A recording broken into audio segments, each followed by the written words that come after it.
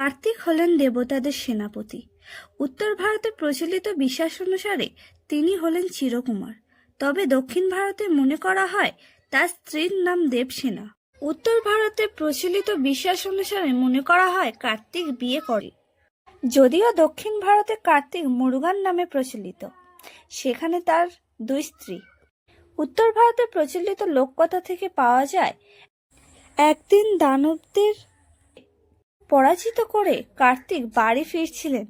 তখন এক দেবকন্যার দেখা পান, তার নাম উষা। কার্তিক তাকে বিয়ে করতে চান।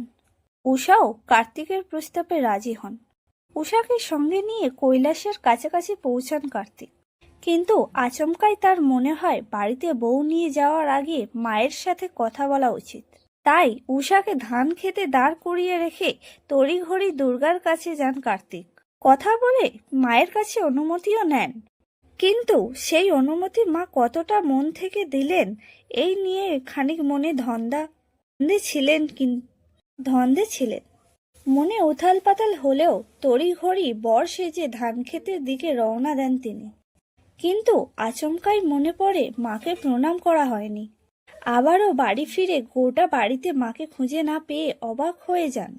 খুঁজতে খুঁজতে রান্নাঘরে গিয়ে দেখেন এক আশ্চর্য দৃশ্য। দেখেন দুর্গা সদ্য নিহত একটি মহিষ খাচ্ছেন।